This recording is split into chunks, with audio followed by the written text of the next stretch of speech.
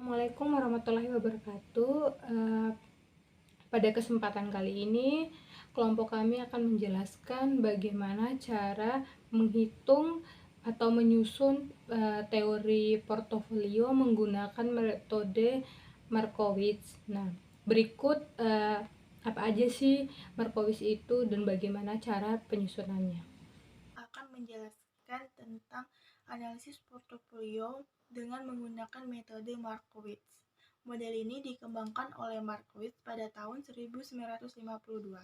Harry Markowitz merupakan seorang pakar dalam portofolio manajemen investasi. Portfolio Selection: The Journal of Finance merupakan jurnal yang ditulis oleh Markowitz pada bulan Maret 1952. Markowitz menerima hadiah Nobel.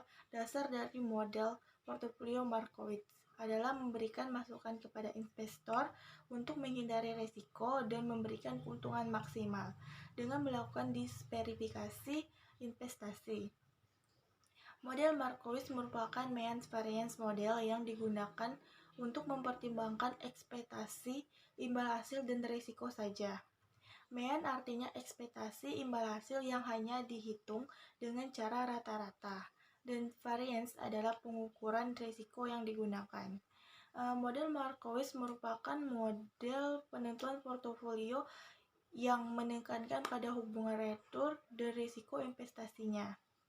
Markowitz didasarkan atas pendekatan mean atau rata-rata dan variance atau varian, di mana mean merupakan pengukuran tingkat return dan varian merupakan pengukuran tingkat resiko. Teori portofolio Markowitz ini disebut juga sebagai Mean Variance Model, yang menekankan pada usaha memaksimalkan ekspektasi return atau mean dan meminimumkan ketidakpastian atau risiko atau bisa juga variance untuk memilih dan menyusun portofolio secara optimal. Adapun alasan kami memilih ke 10 emiten ini adalah karena 10 emiten ini memiliki kelebihannya masing-masing. Yang pertama, Bluebird adalah sebuah perusahaan di bidang transportasi di Indonesia. Yang kedua, Viva Media Asia adalah sebuah perusahaan dalam bidang perdagangan dan jasa konsultasi manajemen serta induk perusahaan dari entitas anak perusahaan yang fokus di bidang penyiaran media. Yang ketiga, Telkom. Telkom adalah badan usaha milik negara atau BUMN yang fokusnya di bidang jasa layanan teknologi informasi dan komunikasi atau jaringan telekomunikasi Indonesia. Yang keempat, BNI. BNI adalah bank BUMN pertama yang menjadikan perusahaan publik di Indonesia. Adapun ruang lingkup kegiatan BNI ini adalah melakukan usaha di bidang perbankan umum. Dan yang kelima adalah Hotel Sahid. Hotel Sahid adalah sebuah perusahaan di bidang hotel dan akomodasi atau fasilitas sewa gedung fasilitas sewa guna hasil yang berhubungan dengan perhotelan. Untuk selanjutnya, yang keenam yaitu Pakuan Jati, merupakan perintis konsep superblok di Indonesia. Pengembangan terintegrasi berskala besar antara retail shopping mall, perkantoran, kondominium, dan hotel. Track record yang sukses dan reputasi yang baik di industri properti memberikan rasa aman terhadap penyewa dan pembeli dengan fondasi dasar yang kuat untuk memperluas bisnis. Yang ketujuh yaitu PT Air Asia Indonesia, merupakan perusahaan yang bergerak pada bidang usaha penerbangan komersial berjadwal. Sebagai perusahaan jasa penerbangan, model usaha AirAsia Group bertumpu pada filosofi tarif rendah yang menekankan pada operasi yang ramping, sederhana, dan efisien. Yang kedelapan yaitu PT Mustika Ratu, bergerak di bidang manufaktur, perdagangan, dan distribusi kosmetik herbal dan tradisional, minuman kesehatan, dan kegiatan terkait lainnya. Yang kesembilan yaitu PT Sumber Alvaria Trijaya, bergerak dalam bidang distribusi eceran produk konsumen dengan mengoperasikan jaringan minimarket dengan nama Alfamart. Jaringan minimarket terdiri dari minimarket dengan kepemilikan langsung dan berdasarkan perjanjian waralaba. Yang terakhir yaitu PT Indofood Sukses Makmur, adalah perusahaan besar Indonesia yang bergerak di bidang industri makanan. Dalam beberapa dekade ini, Indofood telah bertransformasi menjadi sebuah perusahaan total food solution dengan kegiatan operasional yang mencakup seluruh tahap proses produksi makanan, mulai dari produksi dan mengelola bahan baku hingga menjadi produk akhir yang tersedia di rak para pedagang eceran. Berdasarkan 10 emiten yang telah disebutkan, bahwa kami memilih emiten dari berbagai industri dengan konsep strategi tidak menaruh telur di dalam satu keranjang yang sama, serta 10 emiten tersebut menjadi yang paling unggul di masing-masing industri. Assalamualaikum warahmatullahi wabarakatuh. Sebelumnya, perkenalkan, di sini saya Kulsum Misnawati dengan NIM 200011270 akan menjelaskan bagaimana proses penyusunan teori penyusunan portofolio saham dengan teori Markowitz. Nah, di sini hal pertama yang harus kita cari adalah return terlebih dahulu. Di sini kelompok kami sudah memilih 10 emiten dan mencari harga saham dimulai dari tanggal 3 Januari sampai dengan tanggal 24 Februari. Nah, di sini kita sudah ada 10 emiten dengan data returnnya masing-masing, di mana untuk alasan kenapa kami memilih return tersebut, kenapa kami memilih emiten tersebut, sudah dijelaskan oleh teman saya di sebelumnya. Nah, untuk selanjutnya kita akan membahas mengenai bagaimana cara penyusunan portofolio dengan teori Markowitz. Nah, di sini data pertama yang harus dicari adalah data return. Di sini kita sudah mendapatkan return dari 10 emiten yang dimulai dari periode tanggal 3 Januari sampai dengan tanggal 24 Februari. Nah, setelah kita menemukan return tersebut, kita akan membuat yang namanya, yang pertama itu adalah expected return dari tiap emiten, standar deviasi, dan yang terakhir adalah kumulatif index. Nah, untuk cara mencari expected return, kita hanya perlu mengrata-ratakan return dari mulai tanggal 3 Januari sampai dengan tanggal 24 Februari. Seperti itu. Contohnya adalah seperti ini. Sama dengan average dari return dari tanggal 3 Januari sampai dengan tanggal 24 Februari. Enter. Seperti itu. Nah, untuk selanjutnya kita akan mencari standar deviasi. Standar deviasi di Excel, kita menggunakan formula STDFI dan diambil dari data return tanggal 3 Januari sampai dengan tanggal 24 Februari juga. Berarti sama dengan formulanya masukkan rumusnya STDFI, lalu masukkan data returnnya. Seperti ini. Selesai, enter. Dan selesailah. Untuk kumulatif index, kita hanya perlu membagi antara standar deviasi dibagi dengan expected return. Seperti itu. Setelah kita mempunyai data input dari semua emiten, yang mulai dari expected return dan juga standar deviasi, kita akan membahas, selanjutnya kita akan mencari data korelasi dari setiap saham. Jadi korelasi itu kan hubungan ya, hubungan dari setiap saham. Korelasi hanya bisa terjadi antara dua emiten. Maksudnya kenapa hanya bisa terjadi antara dua emiten? Jadi hubungannya itu hanya antara dua emiten. Misal di sini kita ada emiten INDF dan juga TLKM. Nah, korelasinya pasti adalah korelasi antara INDF dan juga TLKM. Lalu bagaimana jika korelasi antara INDF dan INDF? Nah, nilai maksimal dari korelasi adalah 1. Seperti itu. Jadi di sini kita cara mencari korelasi adalah cukup memasukkan rumus korel, lalu masukkan return saham pertama dan juga return saham kedua. Seperti yang ada di Excel di hadapan. Nah, setelah kita mendapatkan korelasinya, untuk di layar yang kalian lihat, di sini ada yang namanya matriks korelasi. Jadi di sini kita menuliskan korelasi dalam bentuk matriks. Cara menyusunnya adalah yang pertama, kita menentukan terlebih dahulu korelasi antar saham satu. Maksudnya seperti apa? Maksudnya tuh di sini kita akan menulis nama emiten dari nomor 1 sampai dengan nomor 10 secara horizontal.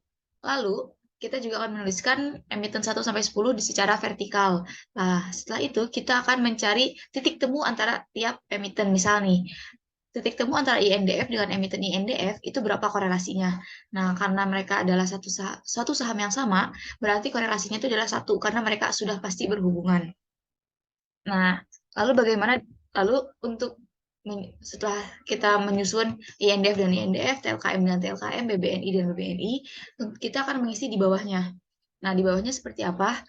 Jadi kita tinggal kita mencari korelasi, misal di sini kita bisa lihat antara INDF dan juga TLKM. Berarti di sini kita memasukkan rumus korel return INDF dan return TLKM. Setelah itu enter dan kita akan menemukan angkanya. Nah, cara menyusunnya itu kita isi semua. Lalu ini kan ada kolom kosong ya. Nah, kalau kolom kosongnya gimana? Ini bisa diabaikan saja. Karena apa? Karena nilai di kolom kosong akan sama dengan nilai yang sudah kita cari. Contoh, misal di sini. Misal di CMPP dengan INDF. Nah, berapa korelasi antara CMPP dan INDF? Kita masukkan rumusnya. Korel. Lalu masukkan return dari CMPP dan juga INDF. Seperti ini. CMPP dan INDF. Oh, CMPP dan INDF.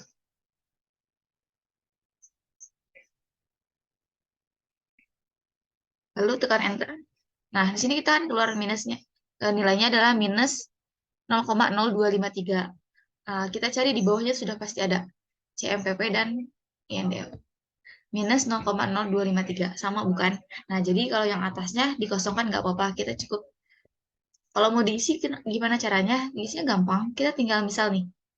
Dari AMRT kita copy sampai dengan ke MNCM. Jadi korelasi antara AMRT dan INDF, TLKM, BBNI, bla bla bla sampai dengan MNCM, kita tekan CTRL-C, Ctrl C, lalu di sini kita masukkan ujung dengan ujung ya.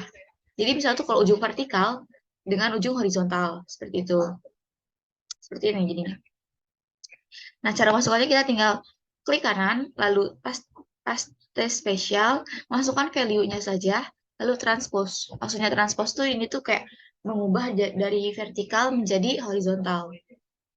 Balik ya, dari horizontal menjadi vertikal. Nah, tinggal oke. Ataupun sebaliknya. Nah, sudah pasti tercopy, lihat ya di sini. AMRT dengan MNCM 0,0353. Di sini MNCM dengan AMRT 0,0353 seperti itu. Sudah selesai. Lalu setelah kita mendapatkan korelasi dari semua hubungan antar saham, kita akan mencari varian dan kovarian. Maaf. Di sini kita akan mencari varian dan kovariannya. Nah, cara mencari varian kovarian, ini kita menentukan terlebih dahulu kovarian dari tiap-tiap saham. Bentuknya sama kayak tadi, kita membentuk garis diagonal dulu secara miring. Nah, di sini kayak INDF dan INDF dulu, TLKM dengan TLKM, seperti itu, sampai seterusnya. Nah, di sini kita akan mencari, misal nih INDF, rumusnya cukup mudah. Kita hanya perlu memasukkan standar deviasi, lalu dikuadratkan. Seperti itu, kalau untuk mencari varian dan kovarian. Nah, akan berbeda kalau misalnya kita mencari varian kovarian dari INDF dan BBNI misalnya. Kalau seperti itu, kita caranya adalah standar deviasi INDF dikali standar deviasi BBNI, lalu dikalikan lagi dengan korelasi antara INDF dan BBNI. Seperti itu. Setelah kita mencari semua varian dan kovariannya selesai, lalu di sini kita menuliskan terlebih dahulu vektor matriks.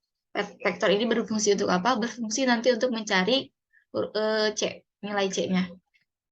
Nah, ini kita tuliskan satu semua. Setelah menuliskannya, kita lalu mencari proporsional antara A, B, C, dan D. Di sini, kalau untuk A, bisa dilihat sendiri, di sini rumusnya tuh untuk proporsi, semuanya menggunakan rumus MMULT. Setelah kita mencari proporsinya, baru kita bisa menentukan yang namanya nilai maksimum dan juga nilai minimumnya. Nilai maksimum saja di sini. Dan mencari nilai dari setiap, apa namanya di sini tuh? Nilai dari setiap proporsi saham. Misalnya itu saham satu kita akan menggunakan segini, dan seterusnya. Nah, setelah itu ini adalah main. Nah, MPV-nya kita tinggal membagikan antara 1 dibagi nilai C dibagi pangkat 0,5.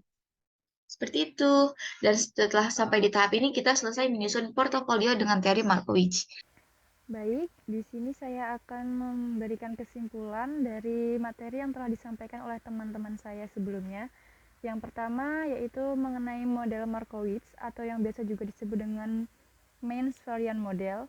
Model ini dicetuskan oleh Markowitz, yaitu seorang pakar dalam portofolio manajemen investasi yang memberikan masukan kepada para investor untuk menghindari risiko dan memberikan keuntungan maksimal dengan cara diversifikasi investasi. Model perhitungan ini memperhitungkan portofolio dengan menekankan hubungan antara returns dan juga risiko investasi.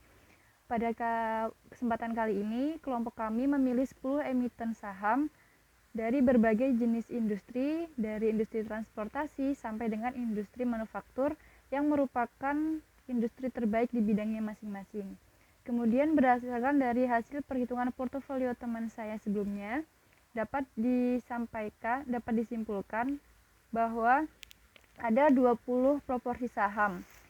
Yang proporsi pertama dengan nilai alfa 0,058 dan nilai RE-nya 0,19. Kemudian proporsi yang kedua dengan nilai alfanya 0,056 dan nilai RE-nya 0,18. Yang proporsi ketiga dengan nilai alfa 0,053 dan nilai RE-nya 0,017. Kemudian proporsi saham keempat dengan nilai alfanya 0,050 dan nilai RE-nya 0,016. Kemudian proporsi saham yang kelima dengan nilai alfa 0,048 dan nilai RE-nya 0,016. Proporsi saham keenam dengan nilai alfanya 0,046 dan nilai RE-nya 0,015. Kemudian proporsi saham ketujuh dengan nilai alfanya 0,043 dan nilai RE-nya 0,14. Proporsi ke-8 dengan nilai alfa 0,40 dan nilai RE-nya 0,013. Proporsi saham ke-9 dengan nilai alfanya 0,038 dan nilai RE-nya 0,012. Proporsi saham yang ke-10 dengan nilai alfa 0,035 dan nilai RE-nya 0,012. Kemudian proporsi saham yang ke-11 dengan nilai 0,033 dan nilai RE-nya 0,011. Proporsi saham yang ke-12 dengan nilai alfanya 0,030 dan nilai RE-nya 0,010. Kemudian proporsi saham yang ke-13 ada nilai alfanya 0,028 dan nilai RE-nya 0,009. Kemudian proporsi saham yang ke-14 dengan nilai alfa 0,025 dan nilai RE 0,008. Kemudian proporsi saham yang ke-15 ada nilai alfanya 0,023 dan nilai RE-nya 0,07. Kemudian proporsi saham 16 nilai alfa 0,020 dan nilai RE 0,006. Selanjutnya proporsi ke-17 dengan nilai alfa 0,017 dan nilai RE 0,006. Yang ke-8 proporsi ke-18 ada nilai alfa 0,015 dan nilai ER 0,005. Yang proporsi ke-19 ada nilai alfa 0,012 dan nilai RE 0,004. Dan proporsi yang terakhir yaitu proporsi yang ke-20 dengan nilai alfa 0,009 dan nilai RE-nya 0,003. Kemudian dapat juga hasilnya MVP yaitu MVP alfanya 0,007 dan ER-nya 0,002. Sekian presentasi dari kelompok kami. Apabila ada salah kata atau salah dalam penyusunannya mohon dimaafkan. Wabillahi taufiq wal hidayah. Wassalamualaikum warahmatullahi wabarakatuh.